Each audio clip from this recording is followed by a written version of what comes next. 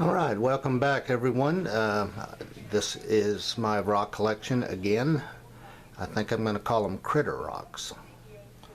So basically what this is these are clay that have been formed by Native Americans sometime in the past, baked, and then they've set in the ground. I'm finding them all about 11 inches deep. Sometimes they're only 2 or 3 inches deep, but they're all over the place. So I must be sitting on a Indian campsite sometime in the past. It'll be interesting to find out.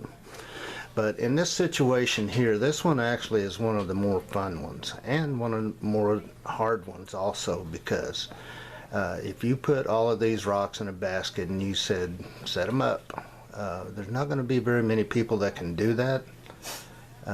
It takes a little bit of imagination, but it takes a whole lot more pareidolia, and I seem to have a pretty good case of it. So you can look that up, see what it's all about. It's fairly common nowadays. But anyway, it's the ability to see faces and animate objects. I'm not great with clouds, I'm not great with trees or anything else, but rocks I have a great appreciation for. My granddad hunted arrowheads. I had over 10,000 on display.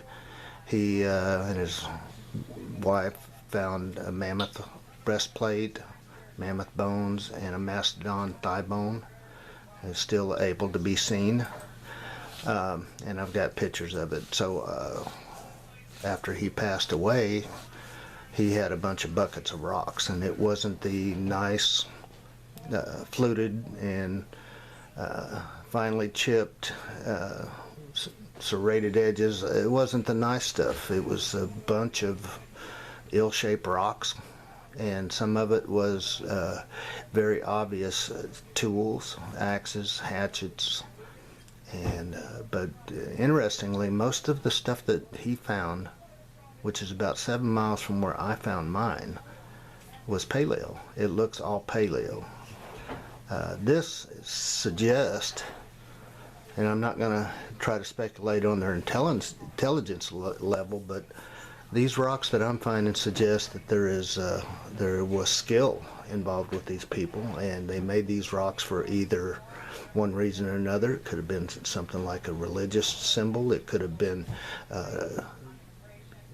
tools, and once the tools weren't any good, they'd make effigies if they had a general shape, but they would make it after the things that they lived by and were scared of or appreciated. So what I have here is my angry swamp gator collection. So with the swamp gators,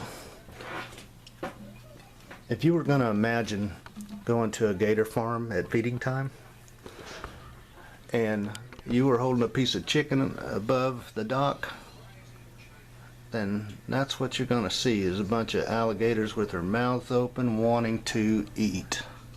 So we'll start zooming in on some of these and maybe you can see what I'm seeing. These gators are just one of the type of gators that I have. These have a few characteristics in common. And the first one is the head and upper body is the only thing that would be exposed. You're not going to see tail, feet, or anything like that. This is just the head sticking out of the water. Just pretend that red is water. And it's feeding time, and they're anticipating you to drop that chicken to them. So that's what this whole thing is trying to represent. Now the other common characteristics is they all have their mouths open and gaping.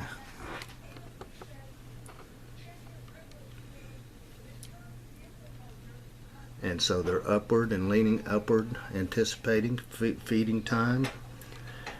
These are all clay, so they were formed. They weren't just random, I don't think. There's too many common characteristics. The fourth one is that they all have flat bottoms and they set facing up, which is something that you probably wouldn't think of when you're going out hunting relics. Like I say, if you put these in a big bundle, they wouldn't look like much. But properly set, they tell a story. They tell a story of people that lived near gators, and they feared them. I would. I live right next to the creek, and they would be a danger if I had gators down there. So for whatever reason they landed here, and they're not here now, I don't know.